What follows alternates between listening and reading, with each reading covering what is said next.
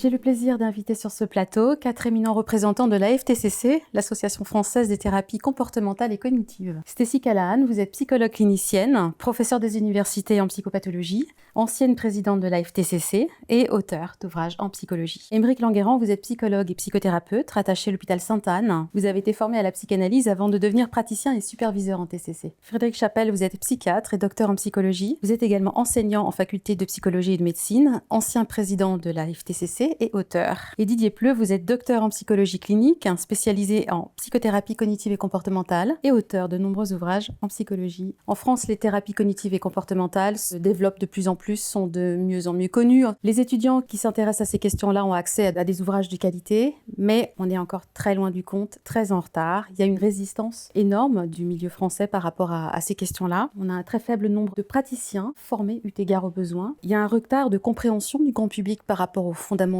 des TCC, tant la psychanalyse occupe tout le champ des représentations. Dans les instituts de formation et les universités françaises, il faut se battre pied à pied pour que les TCC puissent exister et s'enseigner, aux côtés d'enseignements charlatanesques qui auraient dû être depuis très longtemps relégués aux oubliettes de l'histoire. Donc, c'est le sujet de cette émission. Pourquoi un tel retard en France des TCC ? Qu'est-ce qui se passe ? En fait, le terrain est déjà occupé par la psychanalyse qui occupe une place très particulière. C'est plus une place de religion, en fait. Je crois qu'il faut remonter même avant l'histoire de la psychanalyse, en fait, pour essayer de comprendre un peu pourquoi il y a une différence en France par rapport à d'autres pays, parce que c'est Diderot qui commence à introduire dans le dictionnaire le terme de psychologie. Déjà, ça chahute un peu avec l'introduction de ce terme-là. Et ensuite, au 19e, je pense que c'est là que la césure commence à opérer, parce qu'en fait, la psychologie, le point de départ est bien souvent la philosophie. Et les premiers cognitivistes, finalement, c'est les philosophes. Si on prend Épictète, il décrit des mécanismes de pensée qu'ensuite ont été repris par les grands cognitivistes aux États-Unis. Quand Épictète dit « ce n'est pas des choses dont on souffre, mais de l'idée qu'on se fait des choses », c'est typiquement une réflexion de cognitiviste. Donc la psychologie a commencé à émerger dans ce champ-là. Sauf que dans certains pays, en Allemagne, aux États-Unis, au milieu du 19e, ça a commencé à se séparer de la philosophie et à se rapprocher des sciences. Et on a commencé à essayer de mettre en place des procédures autour de la pensée, de la souffrance psychique et autres, inspirées des autres sciences. Et il a commencé à se développer des laboratoires de psychologie. Mais pas en France. En France, les laboratoires de psychologie sont apparus bien après la naissance des laboratoires de psychologie en Allemagne ou aux États-Unis. Aux États-Unis, il y a eu les premiers cours de psychologie dès le 19e siècle. Donc la scission, elle a commencé comme ça en fait. Et en France, il y a eu un courant où pendant longtemps, finalement, la psychologie était plutôt rattachée à la philosophie qu'aux autres sciences. Il y avait une scission avec la psychiatrie parce que jusqu'au 19e siècle, voire à l'aube du 20e siècle, par rapport aux connaissances de l'époque, la psychiatrie française était le fleuron de la psychiatrie internationale. La psychiatrie, effectivement, la psychiatrie et la neurologie, effectivement.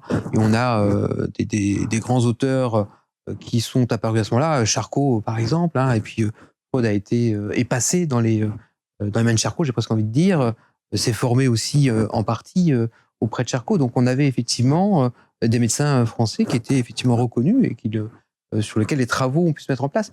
On est encore dans cette période qu'on appelle les aliénistes, où on s'occupait finalement de la pathologie psychiatrique des fous, ce qu'on appelait de la folie à proprement parler, sans en comprendre encore complètement les mécanismes psychiques qui sont à l'intérieur. C'était une star à l'époque, Charcot. Effectivement, Charcot à l'époque c'était la star. Effectivement, on a des tableaux qui représentent d'ailleurs Charcot avec une patiente dans les mains, montrant l'aspect de l'hystérie à proprement parler. C'est l'époque des aliénistes. L'époque des aliénistes, on s'occupe des fous. On ne comprend pas encore les pathologies psychiatriques à proprement parler. On est dans cette incompréhension d'une maladie parce qu'effectivement, on n'a pas d'outils, on n'a pas de moyens de comprendre ce qui se passe dans l'esprit, dans le cerveau.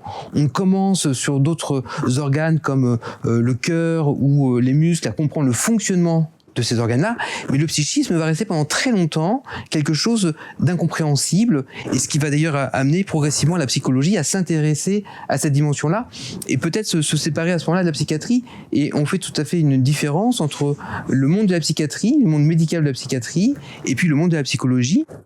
alors que psychiatres et psychologues vont pouvoir, a priori, pouvoir faire des psychothérapies tous les deux. Ce qu'il faut retenir aussi, c'est que dans ce début du XXe siècle, fin du XIXe, début du XXe siècle, on se retrouve dans un début de compréhension de l'organisme, avec notamment des expérimentations qui permettent de comprendre comment marchent les muscles, comment marche le cœur, par exemple, alors que le psychisme, il n'est pas du tout accessible. Et donc c'est un élément qui fait que on va avoir un champ qui va apparaître à côté de la médecine, qui va peut-être être toute cette dimension de la psychologie. Et on a donc à la fois des psychiatres et des psychologues qui vont évoluer chacun en parallèle, avec des connaissances différentes et des fonctionnements différents, pour au final actuellement avoir psychiatres et psychologues qui sont des psychothérapeutes.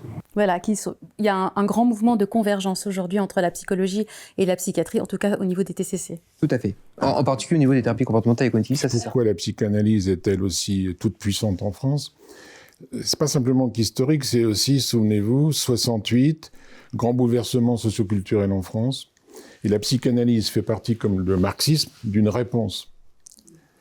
Le marxisme explique que sociologiquement, c'est l'exploitation de l'homme, etc., qui fait qu'il est tout à fait malheureux. Et la psychanalyse explique, dans les années 68, 69, 70, que quoi ? C'est parce qu'on est refoulé sexuel qu'on n'est pas heureux. Oui. C'est parce qu'il y a trop d'autorité, elle est castratrice, que ça va pas dans l'éducation, etc. Donc, tout le monde va adhérer à ça. Mais les psychanalystes ont été extrêmement en vogue aux États-Unis, en Angleterre, en Allemagne. Dans les années 50, vous ne pouvez pas être comédien, intellectuel. Et en fait, la particularité, c'est que ça s'est effondré en fait dans les années 90. 80-90, ça a été remplacé justement par d'autres courants parallèles qui ont donné les thérapies cognitives et comportementales. Et en France, en fait, nous, on a eu ça s'est effondré avant, en fait, mais je veux dire, Bruno Bettelheim était encore une star aux États-Unis dans les années 80. Juste. Mais oui. Et voilà, l'apogée, c'était les années 50-60. Oui. Et nous, en fait, la France, le contexte français, il faut le comprendre, la France a longtemps été résistante à la psychanalyse, comme aujourd'hui elle est résistante au TCC, d'une certaine façon. Nous, on l'a pris beaucoup plus tard que les autres, mais de manière beaucoup plus rigide et dogmatique. Mais c'est une situation qui n'est pas juste entre la France et les États-Unis, c'est aussi entre la France et le Royaume-Uni, entre la France et l'Allemagne. En fait, en France, comme encore une fois, l'attachement à la philosophie était fort, des travaux n'ont pas eu lieu, en fait. Alors que pendant que la psychanalyse se diffusait aux États-Unis, en parallèle de la psychanalyse, il y avait d'autres personnes qui travaillaient avec d'autres méthodes. Et donc petit à petit, ces autres courants se sont aussi nourris des travaux de recherche et ainsi de suite, et ont pris de plus en plus d'importance. Et en France, ça s'est pas passé, parce qu'on était encore une fois rattaché à la philosophie. Et la philosophie a pris le courant du travail et de la réflexion sur la psychologie et n'a pas émergé ce travail-là en France. Ça explique après ce décalage qui, de plus en plus avec le temps, s'est accentué. Et le fait que, finalement, la seule manière d'aborder la psychologie en France, c'était de l'aborder sous un angle philosophique et psychanalytique. D'ailleurs, dans les cours, dans les cursus de philosophie encore à l'heure actuelle en France, vous avez dans les auteurs Freud. Vous voyez, donc on voit bien où se situe à ce moment-là la psychologie. On n'aborde pas la psychologie, vous voyez, dans les cours de sciences, on l'aborde dans les cours de philosophie. Et c'est ça qui constitue l'écart, parce qu'évidemment, quand on fait de la philosophie, on ne va pas forcément s'intéresser aux cognitivistes et ainsi de suite. Et donc, tout un champ n'est pas exploré et n'est pas aussi enseigné, bien évidemment. Oui, mais Émeric, ça pourrait être aussi une philosophie très utilitariste, pragmatique, ce qu'ils ont aux États-Unis, et ce qu'on refuse essentiellement en France, parce que la quête du sens, la magie, l'interprétation, l'intellectualisation, tout ça séduit, parce qu'on est dans une culture intellectuelle. Mais on n'est pas dans cette culture pragmatique, tout de suite, de réalisation, d'efficacité et autres. C'est ce côté français. Ouais, l'archéologie, il faut que je pense à tout ça. Oui, puis la philosophie, c'est se poser des questions. Alors que quand on apprend la psychanalyse, on apprend vraiment des dogmes. On apprend, ça fonctionne comme ça. On ne se pose pas de questions. Les questions sont interdites. C'est vrai qu'il y a la question du pragmatisme. Et le premier cours de psychologie aux États-Unis, c'est le William James, qui justement était sur une approche pragmatique. On regarde si ça fonctionne, Et à partir de là, on en tire des cherche un conclusions. résultat. Et effectivement, on n'était pas sur ce mode-là, sur cette philosophie-là. Quand Alice abandonne le fait d'être psychanalyste, c'est parce qu'il voit bien qu'il a beau travailler sur le transfert, etc., ça ne marche pas. Sa patiente a bien compris que c'est l'image du père qui fait qu'elle se sent peu affirmée, castrée, maudite, dévaluée quand elle est devant son patron, mais ça n'empêche que quand le patron la critique, elle reprend les mêmes symptômes de peur, d'angoisse et d'inhibition. Donc il dit, il y a un problème là, entre l'explication de la construction et l'efficacité, ça ne marche pas. Donc je vais essayer de trouver une hypothèse qui marche et qui est efficace. C'est anglo-saxon. Et quand je reprends mon hypothèse de 68, il y avait non seulement l'intellectualisation, la révolution, mais il y avait aussi, c'est américain. Et c'est ça qui reste en France. On n'est pas hollandais, ni allemand, ça, c'est américain, c'est anglo-saxon, les approches cognitives comportementales. Citez-nous un grand auteur cognitiviste en France. Il n'y en a pas. Donc, il y a ce rejet-là. C'est une culture pragmatique d'efficacité. Et le français, on le sait bien, refait le monde. Et ça, c'est notre côté, oui, très français, mais inefficace. On refait le monde, on pense le monde, mais on n'est pas dans l'action. La psychanalyse s'est implantée en France aussi à une époque où elle était encore la fille aînée de l'Église. Il y a eu un grand mouvement de déchristianisation de la France, en fait. Il y a toute une génération, dans la sillage de Lacan, de jeunes séminaristes qui sont devenus psychanalystes, en fait. Il y en a un paquet. D'ailleurs, il a créé sa première école avec des jésuites. Il y a des psychanalystes même qui m'ont dit, qui reprochaient à Lacan d'avoir plaqué le christianisme, en fait, le catholicisme romain dans la psychanalyse, en fait. Il en a fait une interprétation particulière. Et du coup, les gens sont venus sur le divan avant de devenir séminaristes. Ils ont abandonné l'idée de devenir curé, séminariste, et sont devenus psychanalystes.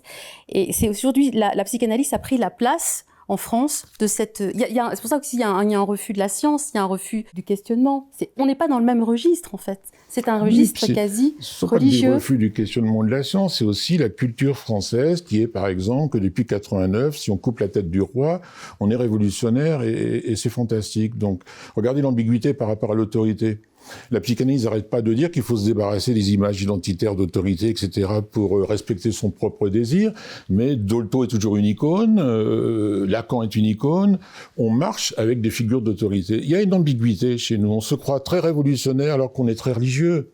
Les Français sont dévots. Ce que tu dis, Sophie, c'est vrai, on est passé du catholicisme à la religion psychanalytique avec ses rituels, etc., parce que je crois que dans notre culture, les gens aiment ça, être un libre penseur, travailler, se remettre en cause, voir l'efficacité qu'on a dans nos pensées, dans nos émotions. C'est pas dans notre culture. Je pense que beaucoup n'ont pas d'idée de ce que c'est qu'une psychothérapie en dehors du travail psychanalyse. La psychanalyse occupe tellement le champ des représentations que automatiquement c'est parler de soi, son enfance et le divan. Ils n'ont pas de représentation de ce que peut être un travail psychothérapique en dehors de ce système de pensée. Il faut peut-être voir aussi, c'est que on parle de psychanalyse, mais les approches comportementales et cognitives, elles se sont aussi un peu nourries des insuccès, j'ai envie de dire, de la psychanalyse, en disant, bah voilà, il y a des choses que on n'arrive pas à comprendre avec la psychanalyse, il faut peut-être essayer de les expliquer d'une autre façon. Donc on a tout le champ des thérapies comportementales qui se sont développées à peu près sur la même période, au début du XXe siècle, effectivement, il y a tout ce courant de réflexion qui se dit, bon, on n'arrive pas à comprendre concrètement qu'est-ce qui se passe dans le cerveau, comment fonctionnent les pensées, les théories sur l'introspection n'ont pas marché, la réflexion sur soi, ça n'a pas l'air d'être évident, et essayons de voir, indépendamment de ce qui peut se passer dans le cerveau, qu'est-ce qui se passe au niveau des comportements. Essayons de voir déjà si, en modifiant certains comportements, il y a des choses qui peuvent se passer, notamment les premières expériences qui ont pu être mises en place pour aborder des phobies et permettre aux gens de sortir de leur agoraphobie, des peurs qu'ils pouvaient avoir sur les araignées ou je ne sais quoi. Et effectivement, donc, on n'était pas en train de se dire qu'est-ce qu'il en est à l'origine, comment les gens en arrivent là, mais plutôt quels sont les comportements qui sont mis en place, qui se sont renforcés. Par exemple, quelqu'un qui est agoraphobe, qui arrive sur une grande place publique, par exemple, et qui commence à ressentir une crise d'angoisse, première réaction, c'est de se dire « je ne suis pas bien, je fais marche arrière ». Et comme en faisant marche arrière, il se sent mieux, il se dit que ce comportement de retrait lui permet de se sentir mieux. Donc qu'est-ce qu'il va faire ? Bien systématiquement, il va éviter. Puisque la meilleure façon de ne pas ressentir cette angoisse, c'est de ne pas y aller. Malheureusement, en faisant ça, il va entretenir sa phobie, puisqu'il va éviter de plus en plus ces situations, et il va donc s'enfermer dans ce fonctionnement-là. Donc on observe des comportements, et tout le travail des comportementalistes à cette époque-là va être de savoir qu'est-ce qu'il faudrait mettre en place pour sortir de ces fonctionnements-là. Progressivement, champ des thérapies cognitives, avec notamment la Deuxième Guerre mondiale qui survient à ce moment-là, les syndromes de stress post-traumatique qui apparaissent, l'émergence des premiers ordinateurs qui amène un champ de réflexion complètement différent sur le fonctionnement du cerveau par lui-même.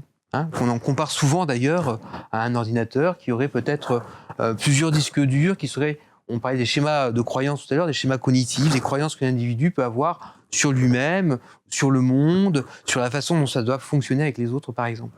Mais ça, c'est un tabou extraordinaire. On parle d'esprit humain et vous parlez d'ordinateur. À côté de parler de médecine, il y a quelque chose qui reste récurrent dans la bouche de beaucoup de psychanalystes, ce qui est enseigné à énormément d'étudiants ou dans les instituts de formation, tout le médico-social, c'est que ce qui émane de l'esprit, en fait, ce qui procède de l'esprit n'appartient pas à l'organe cerveau et que les deux peuvent être totalement séparés. Il l'était pas auparavant. Il l'était pas il y a 100 ans. Parce qu'effectivement, on n'arrivait pas à comprendre les mécanismes de pensée, qui a certainement fait l'émergence effectivement de ce monde de la psychologie, le monde de la psychanalyse, mais on peut très bien comprendre que ça a pu émerger à ce moment-là. Il fallait bien essayer de comprendre le cerveau. Donc il y a des théories qui sont apparues. Donc théories psychanalytiques, à ce moment-là, les gens cherchent, essaient de comprendre, on voit des théories qui apparaissent, très bien. Sauf qu'on a vu progressivement, puisqu'on a des moyens technologiques qui ont nettement avancé, il suffit de parler d'IRM fonctionnel, par exemple, qui vont nous permettre de comprendre un peu mieux comment fonctionne le cerveau. Et donc à ce moment-là, on voit émerger d'autres fonctionnements. Des TOC, par exemple, avec notamment le fait que maintenant on arrive à stimuler en stimulation cérébrale profonde certaines zones bien ciblées chez des patients qui souffrent de TOC très importants, très invalidants, et où on voit effectivement des fonctionnements. Donc on sort de la dimension simplement de réflexion psychologique et sur un fonctionnement du cerveau à proprement parler. Et ces réflexions psychologiques, elles sont modélisables. Parmi les esprits contraires à tout ce domaine scientifique, en fait, les gens, c'est une manière de dire chacun est unique. Évidemment, chacun est unique, chacun est différent, chacun est singulier. Mais du coup, nous serions dans une telle singularité qu'il n'est pas possible d'attendre un résultat, d'entrer dans des schémas thérapeutiques, en fait. C'est là que justement, on voit la différence aux États-Unis, en Angleterre, en Allemagne. On va très rapidement chercher des faits. Et des faits scientifiques, c'est-à-dire quelque chose qui est observable, qui est reproductible, quelque chose d'objectif. Et donc on va mettre en place des expériences pour essayer de mettre en évidence des faits. Et pour prouver ce qu'on dit. C'est ce qui va permettre petit à petit de comprendre certains mécanismes et certains mécanismes de pensée. Et donc ce courant-là, évidemment, va se développer, mais c'est pas le courant qu'on développe en philosophie, où on va être plutôt dans la réflexion sur le sens des choses, la signification profonde des choses, qui est là aussi très intéressant. Mais donc il ne va pas y avoir cette culture-là qui va se développer autour de l'abord de la psychologie en France, comme ça a pu se développer dans d'autres pays. Donc vous n'allez pas avoir des étudiants qui vont se former, vous allez à cette manière d'aborder les choses, qui vont donc proposer des nouvelles recherches, et petit à petit, vous voyez, on sent les deux chemins qui petit à petit se séparent et puis deviennent au bout d'un moment des véritables fossés en fait. Je pense que ce qui est important dans ce que tu dis, Amérique, c'est cette division entre psychologie et philosophie. Il y a l'arrivée de Karl Popper, des années 30, en tant que philosophe, qui va poser les règles de la science, l'épistémologie, et vraiment la nécessité d'avoir une hypothèse qui est falsifiable. Et après, la psychologie, surtout par ailleurs que la France, va aller dans ce sens scientifique. Mais ça va être difficile pour la France. Moi, je suis là depuis presque 30 ans. Cette notion de science et psychologie est toujours difficile à avaler pour la plupart des universitaires. Ils ont du mal à accepter. Quoique, on voit, même à l'intérieur des UFR de psychologie, on a les scientifiques et les non-scientifiques. Et tu as posé la question tout à l'heure, pourquoi ça dure? Pourquoi ça tient? La carrière d'un enseignant-chercheur, c'est 30-40 ans.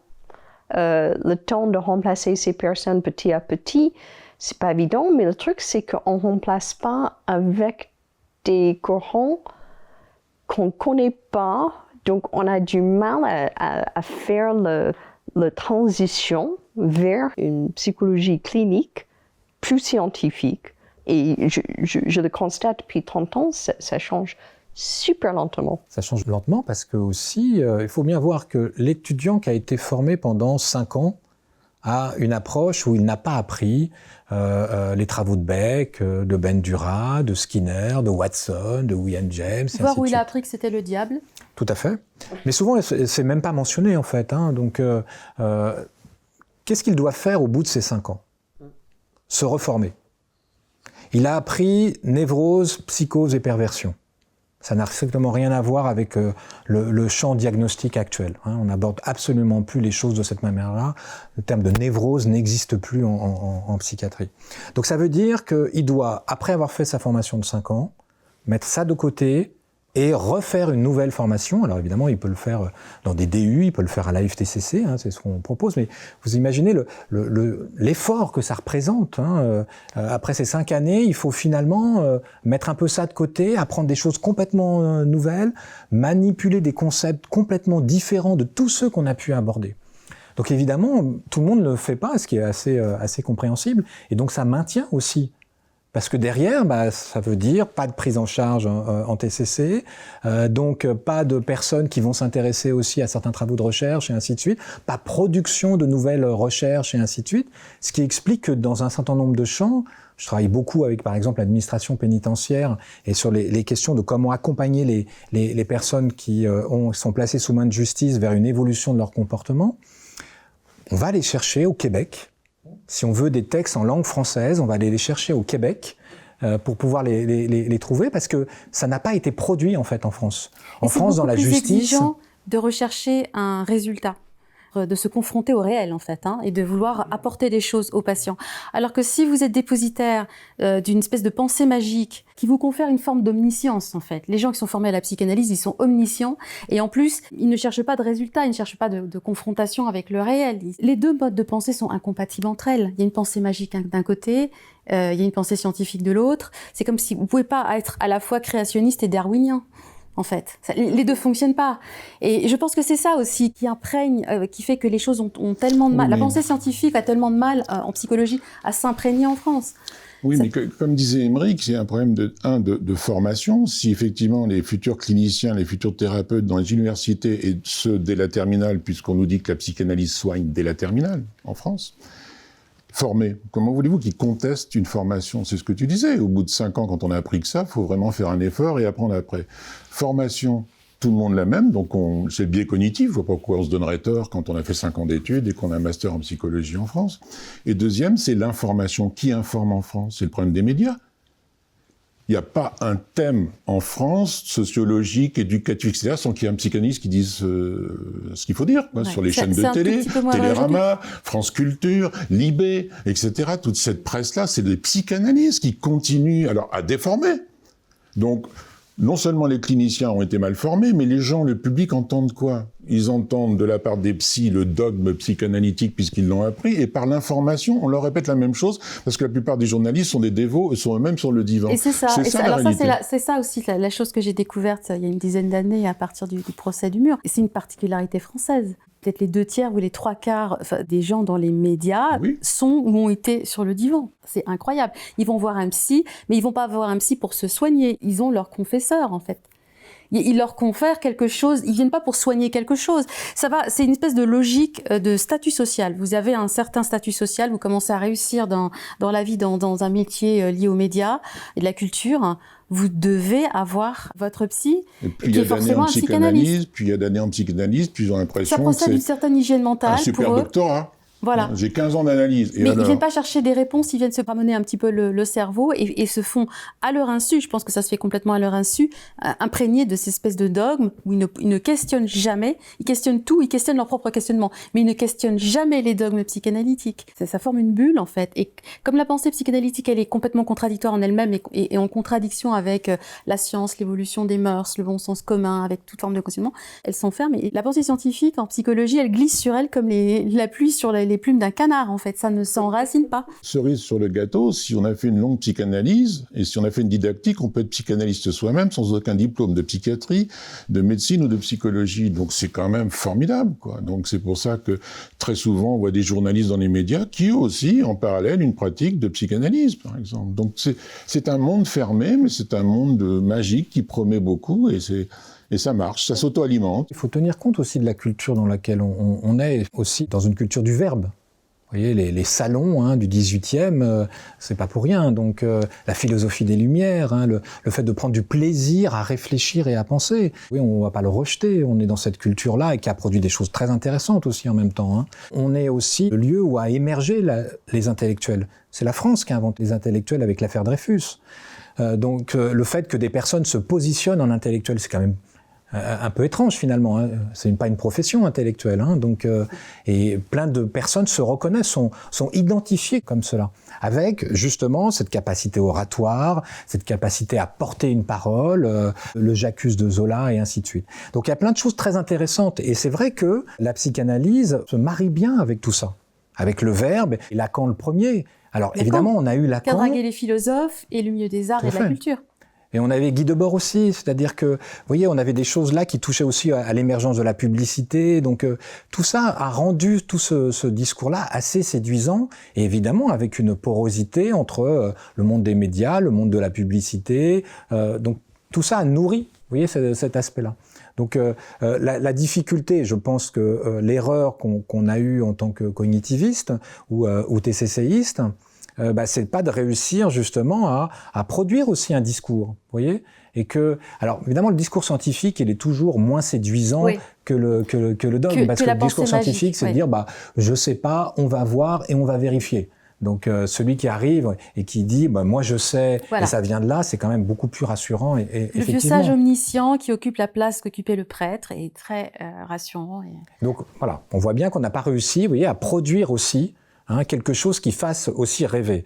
C'est-à-dire que la personne qui vient en psychothérapie, on n'a pas réussi à faire quelque chose, voyez, pour présenter finalement ce travail-là comme étant quelque chose qui va permettre d'aller vers des mouvements plus positifs. Alors ça commence à émerger aussi avec la troisième vague, où on a quand même des éléments là où, voilà, enfin on s'intéresse aussi à l'idée qu'on va avancer vers du mieux-être, voyez, et pas uniquement traiter des problèmes et des phobies et des troubles. Et je pense qu'on a un peu péché là-dessus. C'est-à-dire que l'approche scientifique, c'était on fait un diagnostic, on étudie, on repère le problème, on met en place une thérapeutique, et puis ensuite, vous allez être débarrassé du problème. Ce qu'il faut voir aussi, c'est que nous sommes arrivés, en tant que TCCistes, après une implantation déjà depuis de nombreuses années du monde psychanalytique.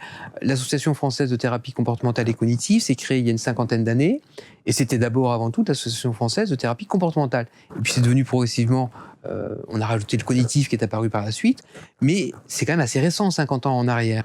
Et puis le développement, au début, c'était un petit groupe de personnes qui ont commencé à se lancer.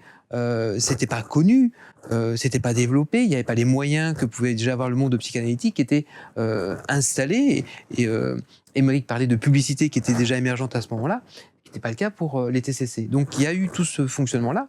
Et donc ces vagues donc la première vague, qu'on appelle souvent la thérapie comportementale, l'émergence de ces théories comportementales qui ont amené après des soins type thérapie, comme j'ai pu l'évoquer tout à l'heure pour quelqu'un qui souffrirait d'agoraphobie, de l'accompagner pour s'exposer progressivement à ce qu'elle peut redouter, par exemple. Puis la deuxième vague, c'est l'émergence des thérapies cognitives, et on peut le rappeler, les premiers cognitivistes, notamment américains, c'est Aaron Beck et Albert Ellis, qui sont tous les deux émergents d'un champ psychanalytique, mais qui ont fait évoluer la conception psychologique de l'époque, le modèle cognitif, vers des réflexions différentes de ce qui pouvait exister à ce moment-là. Donc on a ce champ qui est apparu, et puis effectivement, depuis une dizaine d'années, on a ce qu'on appelle la troisième vague en TCC, avec l'émergence de tout ce qui va être la méditation, la pleine conscience, et un peu une remise en question aussi des deux premières vagues. Axé sur les émotions. Elles sont revisitées. Oui. En fait, les deux premières vagues sont revisitées avec des éléments tout à fait pertinents, qui sont intéressants, et qui nous amènent à réfléchir d'une façon un petit peu plus différente.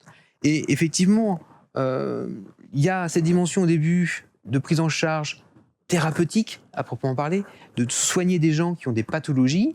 Et on voit qu'effectivement, on a aussi maintenant une conception du bien-être, d'aider les gens, non pas ouvertement des pathologies, mais à mieux vivre ce qu'ils vivent au quotidien. Alors après, cette distinction vague comportementale, vague cognitive et troisième vague, elle est aussi un peu artificielle parce qu'on s'aperçoit que Skinner commençait déjà à s'intéresser, alors qu'on le mettrait dans les comportementalistes, il s'intéressait au processus de pensée aussi. aux processus qui produisent de l'imagination, de l'imagerie et ainsi de suite.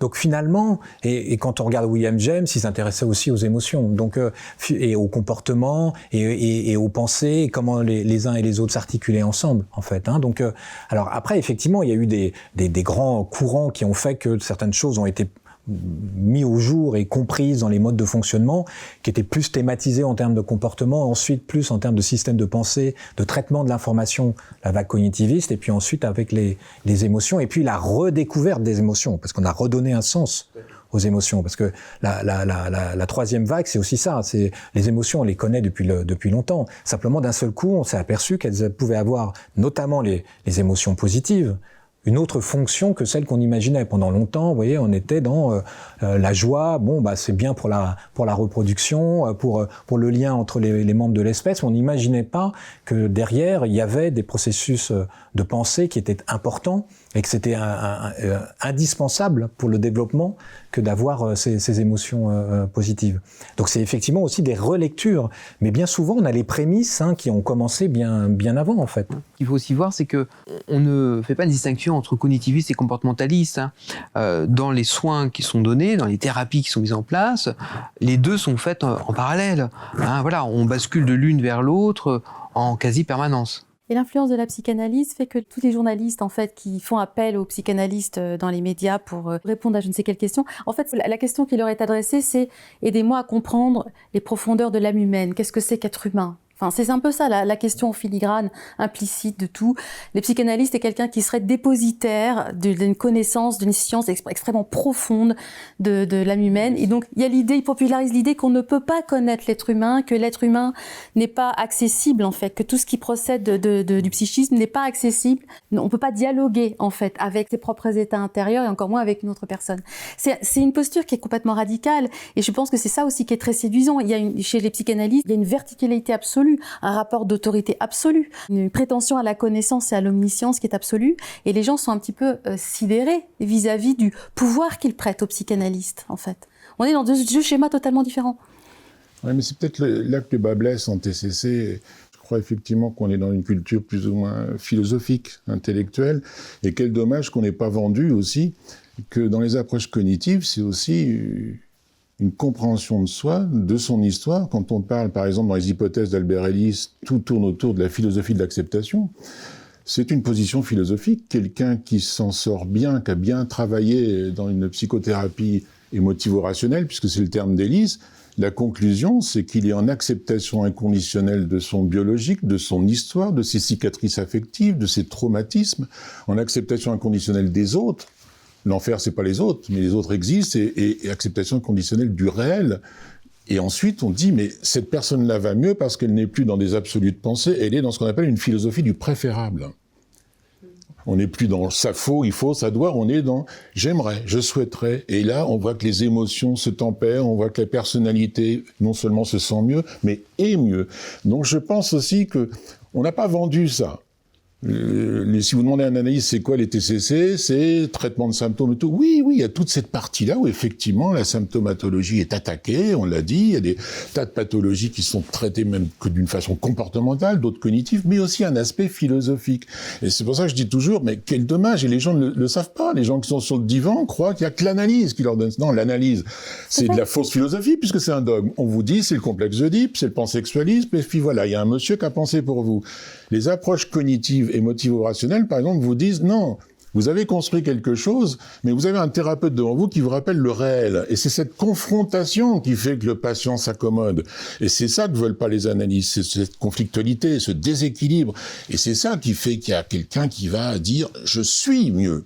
Mais on l'a pas vendu, ça. On n'a pas voulu « ouais, mais attendez... » moi, je dis, il faut le vendre, on est dans une culture française. Il manque une métapsychologie TCC. Oui, tout à fait. Et c'est Lacan qui disait le réel est ce qui n'existe pas. Vous avez aussi un gros défaut, vous parlez pas de sexualité du tout. Hein. Alors ça, c'est. Je pense que parmi l'attrait de la psychanalyse dans la culture française, on traite les troubles sexuels. Ouais, voilà, vous traitez les troubles sexuels. Parce que la sexualité mais il y a quand même un truc qui est fascinant. Il y a un truc qui est fascinant. Il parle de sexualité et des étudiants en première année qui découvrent la psychologie, qui se font enseigner, qui sont dans des facs freudiennes ou lacaniennes. c'est du phallus, il n'y a jamais de vagin, mais il y a du phallus ou des clitoris, mais il y a du phallus partout, il y a de l'inceste partout, il y a des trucs contre-intuitifs partout, ils sont assénés de discours sur la sexualité qui est très intrusif en fait et qui produit un effet de sidération. Moi, je pense pas. Ils sont fascinés par tout ce travail intellectuel, de la quête du sens, du symbolique, du hors-réalité, de je ne sais quoi. La fascination, elle est vraiment... On complexifie les choses, on a l'impression d'être beaucoup plus intelligent que les autres et d'aller beaucoup plus au fond des choses que les autres. C'est à nous de prouver qu'on va aussi bien et aussi loin que... Combien de fois j'ai des discussions avec des psychanalystes et les gens, ils sont très étonnés de dire « Mais alors, en 2-3 séances, tu arrives à retrouver les cicatrices affectives avec tes méthodes ?» Oui, par l'émotion chaude, par les cognitions, on retrouve une structuration mentale, un schéma, une conclusion. On y va, mais beaucoup plus vite que vous. Pourquoi ? Parce qu'on est guide. Quand la personne se défend, on y retourne. Non, oui, d'accord, mais oui, et c'est pas pour lui dire « pense comme moi », c'est non. Là, pourquoi ça résiste ? Et on y va. Et c'est là la grande différence. Et c'est pour ça qu'on est beaucoup plus efficace. Mais on a confondu efficacité et on ne va pas dans les abysses du psychisme. Mais beaucoup plus. Beaucoup plus. Moi, je dis toujours que les gens qui sont analysés n'ont pas été assez loin. Ils savent que maman les a pas aimés, mais ils savent pas ce que ça a généré comme conclusion, comme méthode d'apprentissage et comme conclusion pour plus tard. Ils vont pas loin. Et ça choque beaucoup les psychanalystes. Comment ça on va pas? Non, vous n'allez pas loin, puisque vous, ce qui vous intéresse, c'est la relation triangulaire papa, maman, la bonne et moi. Vous n'allez pas dans la construction psychique singulière de l'individu. Et là, on y va, nous, parce qu'on n'est pas dans un dogme. Moi, je m'en tape si le papa était autoritaire ou pas. Qu'est-ce qu'il en a fait, le gamin, de son papa autoritaire? Qu'est-ce qu'il s'est dit? Et c'est son propre schéma à lui que je vais déstructurer, déconstruire et reconstruire avec lui. Mais les psychanalystes, ils s'arrêtent simplement angoisse de castration. Papa, mère fusionnelle. Où est-ce que c'est écrit que parce qu'on a été mal aimé, toute notre vie, on va être malade, névrotique et pathologique? Ça, les approches cognitives de travail. Et même si tu as eu un mauvais attachement, en quoi ça te permet de développer tous ces symptômes et d'enquiquiner le monde et de ne pas accepter ton histoire. Et ça, c'est la remise en cause. C'est-à-dire que j'ai été victime, et vous me dites que c'est à moi de changer le désamour, la toxicité de mes parents? Oui, victime, mais à toi de te dévictimiser. C'est ça que proposent les approches cognitives. C'est pas simplement se relaxer, avoir des méthodes d'affirmation. Non, c'est autre chose. Comment tu as accepté cette réalité? Comment tu acceptes cette réalité de maintenant? Et on fait le lien. Et c'est ça qu'on ne vend pas assez, à mon avis. Et d'ailleurs, on le voit bien quand on fait de la supervision de thérapeutes. Souvent, quand il y a des échecs, c'est dû à une mauvaise compréhension du fonctionnement de la personne. Et qu'on ne peut pas faire une TCC si on ne fait pas une analyse fonctionnelle en profondeur. Et qu'est-ce qu'on a dans l'analyse fonctionnelle? Alors évidemment, on va regarder le comportement actuel. Est-ce qu'on peut expliquer ce que c'est qu'une analyse fonctionnelle? Une analyse fonctionnelle, c'est comprendre comment la personne fonctionne et se retrouve en difficulté pour pouvoir ensuite, une fois qu'on a mis au jour le mécanisme, pouvoir voir quelle est la stratégie thérapeutique qu'on va mettre en œuvre pour faire évoluer ce mécanisme-là. Donc on a quelqu'un qui arrive et qui vous dit, voilà, moi, ma conjointe se plaint de mes colères, la dernière fois le téléphone est tombé en panne, je l'ai attrapé, bon. On va analyser ce mouvement-là, vous voyez, cet événement-là, on va effectivement, et on est bien dans l'ici et maintenant, regardez, alors qu'est-ce qui s'est passé, qu'est-ce que vous avez ressenti, ainsi de suite.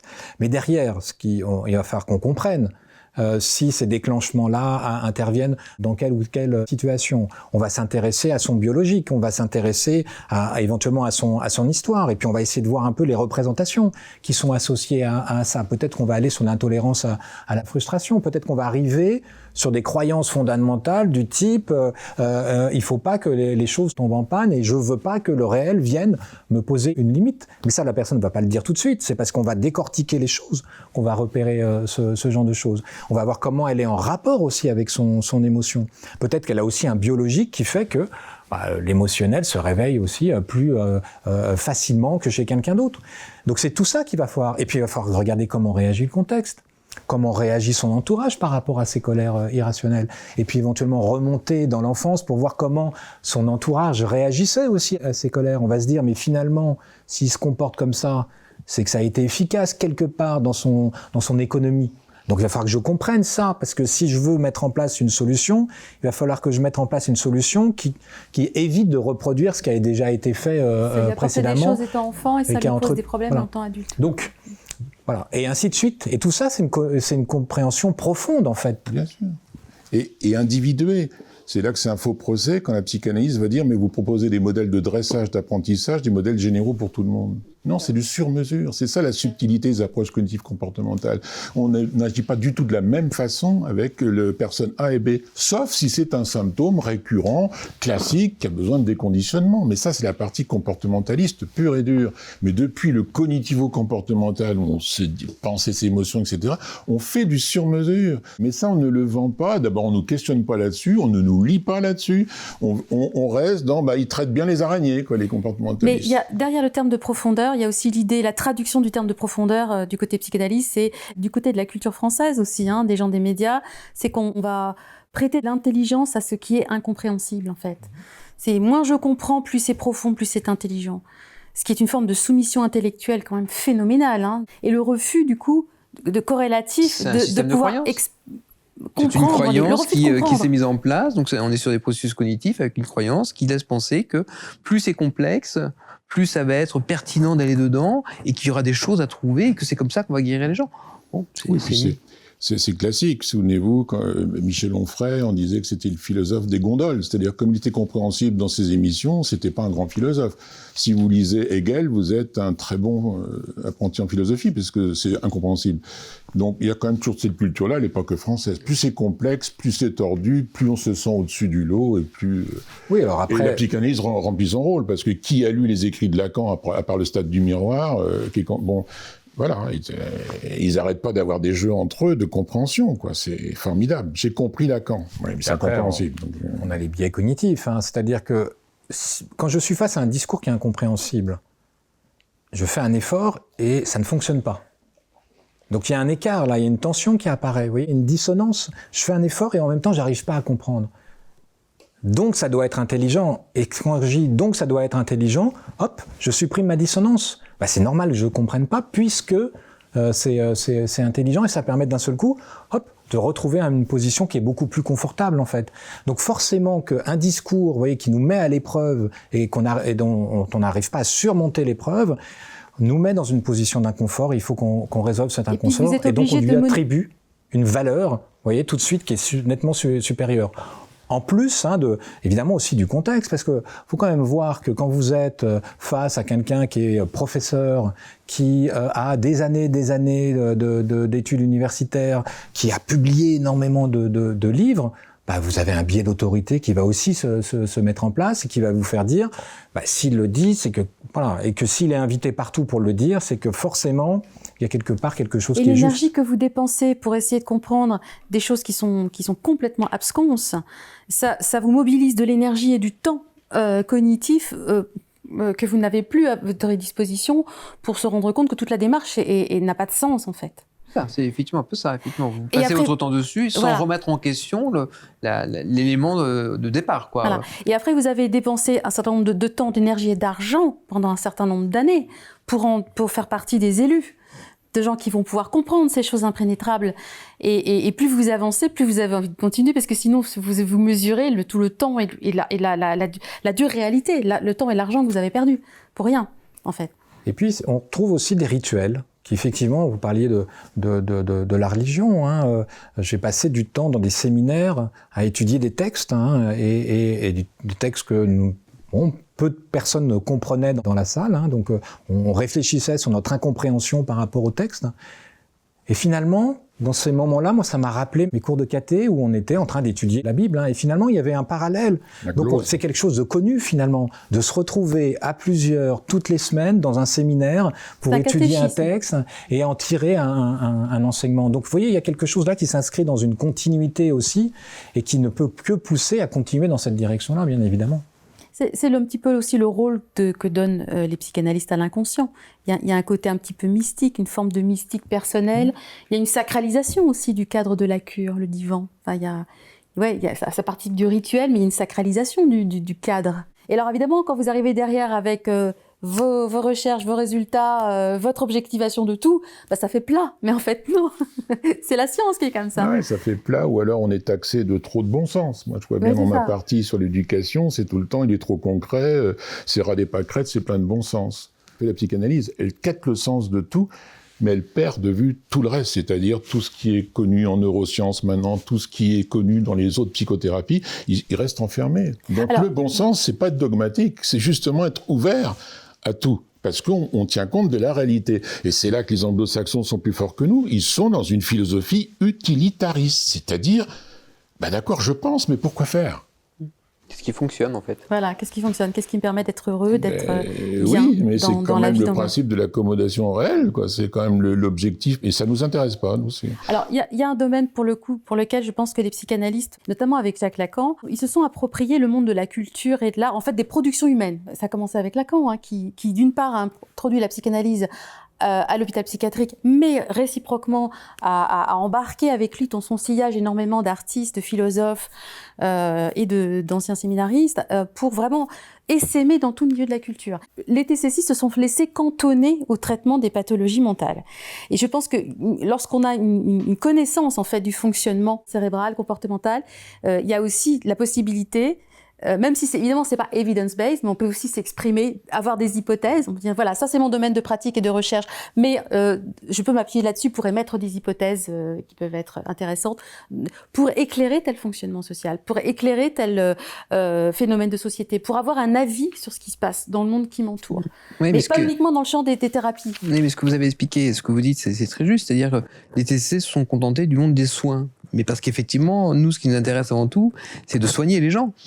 Et on n'est pas là pour déterminer si le lustre qui est à côté, effectivement, quel sens il faut y donner, ou si tel film va transmettre tel ou tel message. C'est pas ça le but des TCC. Le but des TCC, avant tout, c'est de faire en sorte que les gens se sentent mieux et qu'ils arrivent à vivre mieux leur quotidien, qu'ils arrivent à s'adapter à ce qu'ils sont amenés à être confrontés au quotidien, en définitive. Donc oui, c'est normal que les TCC ne soient pas développés dans les milieux culturels, et donc ils sont à ce moment-là cantonnés à un domaine qui était le domaine du soin, de la santé. Oui, mais est-ce que les connaissances en TCC ne pourraient pas être utiles pour éclairer, par exemple, les phénomènes d'emprise, les phénomènes de gouroutisation, l'addiction aux jeux vidéo, ou les réseaux sociaux, les phénomènes d'amplification, la polarisation ça émerge. Des comportements, parce que c'est très comportemental tout ça. Et très souvent, je me dis, mais c'est souvent des sociologues qui s'emparent sur ce sujet, et donc ils vont mettre du verbe, ils vont faire une description en fait de phénomènes, mais ils n'ont pas d'appréhension de la cognition et des comportements humains pour éclairer des choses que, à mon avis, vous pourriez éclairer de manière beaucoup plus juste. J'ai eu l'expérience d'avoir des conférences à l'université de temps libre où on a parlé des grandes idées de bien vivre, de bien-être, et j'ai mis beaucoup de TCC dans tout ça, et j'avais des salles remplies de personnes qui voulaient écouter ces moyens pour penser de manière positive. J'avais systématiquement la réflexion, vous êtes américaine, vous êtes optimiste, mais en même temps, c'est rafraîchissant d'entendre comme ça. Mais aussi, j'apportais vraiment des outils pragmatiques pour dire, mais on ne vit pas comme ça, on ne vit pas que à partir de son intellectualisation. Et je me souviens d'une fois, je travaillais sur une série de conférences où on a travaillé vraiment sur comment vraiment vivre un maximum sa vie de manière authentique. Et je vais commencer par expliquer que la créativité, tout ce qui était passion, tout ce qui était activité agréable et passionnelle pour nous, les activités artistiques, de rédaction, de peinture et tout ça était important. Et je me souviens d'une dame qui était dans la salle, les 5 conférences, tous les mois, est venue me voir à la fin en me disant « Heureusement, je suis venue parce que j'avais arrêté de peindre et de rédiger à l'âge de 60 ans. Et là, comme vous avez dit il y a 5 semaines qu'il fallait vraiment reprendre tout ça pour vivre une vie plus riche et ayant plus de sens, j'ai repris tout ça et j'ai redécouvert ma vie. » Et elle me dit j'ai arrêté parce que c'était plus de mon âge. Et je me disais, mais comment ça se fait que quelqu'un puisse imaginer qu'ils n'ont plus le droit de s'exprimer, d'être artistique et tout ça. Donc, tout ce qui est méthode en TCC, qui est de vivre, d'être expérientiel, de penser différemment, oui, ça peut être disponible au grand public. Mais il faut trouver des lieux où ça peut se faire. J'ai la chance, la directrice de l'université de temps libre veut bien que je vienne parce que je remplis ces salles. Mais en même temps, c'est pas tout le monde qui est disposé à faire ça. Eh ben, on espère que cette émission va contribuer à Oui, et puis c'est favoriser le l'émergence mouvement. aussi de la compréhension des processus cognitifs qui se mettent en place. Hein. Vous parliez des mécanismes d'emprise, effectivement. On commence justement parce qu'on sort peut-être d'une dimension analytique, d'avoir une meilleure compréhension de ce qui se met en place, des croyances que les gens vont avoir sur le positionnement qu'ils doivent avoir, sur ce qu'il peut être attendu d'eux-mêmes, en sortant un peu de schémas parentaux éventuellement, ou de choses comme ça. Donc, mais c'est parce qu'effectivement, on prend le temps de remettre en question régulièrement que nous imaginons de nous-mêmes, des autres et du monde environnemental. Et c'est ces remises en question qui nous permettent de mieux comprendre les choses, alors que pendant très longtemps, on est resté sur des idées toutes faites, que s'il se passait telle chose, s'il y avait un inceste, s'il y avait... voilà, c'est parce qu'il y avait tel ou tel élément qui pouvait l'expliquer. Et cette remise en question qui se fait avec toute la dimension de l'arrivée des thérapies cognitives, des théories cognitives, vont permettre ça. Et on le fait maintenant, on commence à le voir de plus en plus émerger. Et puis, avec la 3e vague, on a quand même aussi maintenant des choses à proposer aux personnes qui viennent et qui ne répondent pas à un diagnostic stricto sensu. Et que des malaises existentiels, alors les malaises existentiels, on a pu commencer déjà à le travailler avec Albert Ellis, par exemple, hein, et avec ces approches-là développées notamment en France par Didier Pleu. Et on a aussi ACT, par exemple, hein, donc, qui va permettre aussi, et ce à quoi éventuellement avant on pouvait répondre et chercher à répondre les psychanalystes, c'est de dire voilà, je me sens pas très bien, et nous cognitivistes ou TCCistes, on n'avait pas forcément de réponse si on trouvait pas quelque chose de diagnostic. Alors maintenant on commence à aborder les choses en termes de processus, et on peut dire une personne elle n'a pas forcément un diagnostic, mais elle est en souffrance avec certains modes de fonctionnement, enfin avec certains processus. Et puis on va aussi peut-être pouvoir l'accompagner vers autre chose, c'est-à-dire identifier ses valeurs, identifier ce qui donne du sens pour elle à l'existence, l'aider à clarifier cela et à mettre en place ensuite les actions qui vont lui permettre de se rapprocher de ses valeurs et donc de diminuer le malaise dû à la dissonance qu'il peut y avoir entre sa vie actuelle et ses valeurs profondes. Et là, on peut proposer justement aussi un accompagnement qui va plus large que stricto sensu le champ de la pathologie et de la psychopathologie. Il y a quelque chose qui me semble important de pouvoir dire aussi, c'est que ce que propose la psychanalyse, et encore une fois, c'est pas parce que c'est la psychanalyse, c'est parce que c'est vraiment l'obstacle omniprésent. On se rend compte qu'en fait, il y a aussi une opposition terme à terme. C'est-à-dire le fait de ruminer sur le divan pendant des années, ça rend malade. Le fait de mentaliser constamment, le fait d'aller traquer un trauma qui peut être complètement inexistant en fait, et de pas prêter attention au discours conscient du patient, c'est quelque chose qui est toxique. Le fait aussi, quand je parle de la posture notamment des lacaniens, spécifique, de ne jamais répondre. Vous allez sur le divan régulièrement pendant des années et en fait la personne fait et ne vous répond pas. En fait, il n'y a pas de dialogue, il n'y a même pas de dialogue socratique, il n'y a même pas de dialogue. Et ce sont des choses qui peuvent avoir un effet il y a des gens qui peuvent faire une décompensation psychotique sur le divan avec ces phénomènes-là et ça a un effet de schisme en fait sur un certain nombre de personnes. Ça peut rendre malade en fait. Je ne dis pas que ça le fait systématiquement, mais les apports des TCC aussi, c'est de comprendre qu'il y a des choses qui sont vraiment toxiques à côté. Il y a une opposition terme à terme. Moi, il me semble que c'est important de pouvoir en parler. Qu'on n'a pas affaire à deux schémas de pensée. On peut adhérer à l'un, on peut adhérer à l'autre. Il faut comprendre aussi qu'il y a des schémas de pensée qui sont vraiment toxiques. Mais c'est pour ça aussi que le premier élément de réflexion dans les thérapies comportementales et cognitives, c'est d'abord la compréhension du trouble, avec notamment les analyses fonctionnelles, donc la compréhension du fonctionnement du trouble, dans quelles circonstances ça survient, qu'est-ce qui a même pu se passer dans différentes périodes de la vie de l'individu qui peut expliquer le trauma s'il y a eu un trauma. Et ensuite, donc il y a toute une dimension, alors d'abord de référencement par rapport aux pathologies sur le plan des définitions internationales de l'Organisation mondiale de la santé, de l'OMS, et puis aussi cette compréhension, cette même évaluation au travers d'échelles d'évaluation pour déterminer quel est le point de départ. Je vois une personne qui est dépressive et j'évalue que son niveau, son intensité de la dépression est à tel niveau. Parce que comment je peux savoir comment une personne évolue si je ne fais pas cette évaluation au préalable? Donc c'est facile de dire je sens qu'elle va mieux. Oui, j'ai l'impression qu'elle va mieux. Mais c'est très subjectif. On a besoin d'avoir des éléments objectifs qui vont nous permettre de dire ça marche ou ça marche pas. Et on peut le faire d'ailleurs avec des traitements médicamenteux. On parle de TCC, mais c'est pareil. Si je mets un traitement en place, j'ai besoin d'évaluer de quel niveau je pars et de voir si un mois après ou un mois et demi après, à quel niveau je suis arrivé et quel a été le bénéfice par le médicament. On fait la même chose avec les thérapies comportementales, donc on fait d'abord une compréhension de la problématique. Laisser seul le patient réfléchir à lui-même peut être terriblement angoissant, bien évidemment, et puis peut effectivement le faire décompenser. D'où l'intérêt d'avoir fait d'abord une évaluation du trouble à proprement parler, et de savoir à quel moment on va pouvoir aller sur tel ou tel domaine, et y aller avec prudence, bien évidemment. C'est là qu'est intéressant, parce que finalement, vous voyez, dans la théorie psychanalytique, il y a la question de l'analyse du transfert et du contre-transfert, qui est quand même la base, normalement, du travail qu'on fait. En TCC, on fait l'analyse fonctionnelle, mais on regarde aussi la manière dont on est en rapport avec le patient qu'on accueille, et éventuellement comment des choses peuvent se reproduire, parce qu'évidemment le patient se comporte avec nous comme il peut se comporter avec son entourage, donc on va avoir des éléments d'information assez intéressants. Donc l'intervention, elle doit aussi s'ajuster à la forme aussi, qui va être à la fois thérapeutique et prendre en compte et être finalement un petit peu dissonant par rapport à l'environnement habituel de la personne pour l'aider à avancer. Donc ça demande une compréhension aussi profonde de ces aspects-là, si on veut pouvoir intervenir. Alors évidemment, on a tous nos styles relationnels, bien évidemment, mais on va ajuster ce style relationnel aussi en fonction du besoin de la personne pour qu'elle avance dans sa thérapie. Et que finalement, une thérapie où il n'y a qu'une seule méthode relationnelle, elle ne prend pas en compte l'individualité de la personne, finalement. Elle ne s'ajuste pas aux besoins qu'a la personne. Alors que tout l'enjeu, c'est justement de s'ajuster à l'individu qu'on a en face de nous. On colle au réel, et c'est ça qui embête l'analyse, parce que les analystes sont incapables de coller au réel.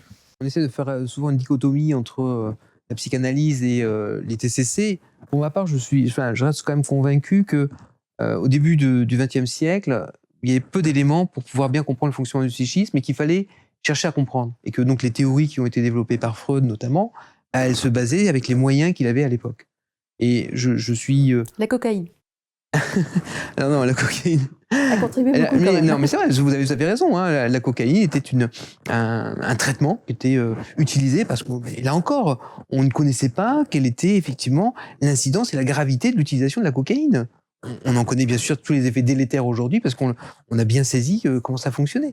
Mais l'une des difficultés, c'est que ces champs théoriques, c'est comme si c'était resté bloqué au début du siècle dernier. Ça. Ils n'ont pas eu tort de s'être trompés, mais c'est simplement de continuer à entretenir un dogme contre les patients. Alors que hors réalité. Voilà, alors que je suis convaincu que l'évolution aurait pu se faire, et c'est peut-être après des questions d'individus aussi qui sont intervenus et qui n'ont pas été capables d'accepter qu'il puisse y avoir une différence. Si je me souviens bien, Freud, dans l'un de ses textes, je ne sais plus lequel, disait qu'en fait, en traitant un patient agoraphobe, bien le meilleur traitement à la fin de la psychanalyse, de sa thérapie, c'était de sortir et d'aller s'exposer, en définitive. Ça, c'est quand même l'un des meilleurs exemples qui, à mon avis, nous laisse penser que déjà, l'homme imaginait bien qu'il fallait quand même faire autre chose derrière. Et je crois que cette évolution-là, qui n'a pas pu se faire, parce qu'à l'époque, il n'y avait pas tous les outils, il n'y avait pas tous les moyens, et qu'on a perdu beaucoup de temps par rapport à ça. Je suis en France depuis presque 30 ans, et il y a 20 ans, quelqu'un m'aurait dit qu'on allait faire ces émissions-là, j'aurais pas cru. Donc, je suis un peu partagée. D'un sens, je vois que ça progresse, mais d'un autre sens, je suis un peu frustrée parce que ça progresse pas assez vite et il y a une lenteur et il y a des méconnaissances, quasi diffamations qui sont faites sur les TCC encore, qui continuent à empêcher la croissance, pas seulement des TCC, mais l'approche systémique, des différentes approches qui peuvent être utiles, perd pas espoir. Mais pour ma part, j'adosse les propos de Sting, qui a dit dans une de ses chansons, parce que vous avez évoqué la notion de religion à plusieurs reprises là, il disait « Men go crazy in congregations, they only get better one by one ». Les hommes devenir fous dans les congrégations, on peut les soigner qu'un par un. Et donc, c'est un peu l'approche qu'on a en TCC. Ce serait un merveilleux mot de la fin. Merci Stécie, merci à tous.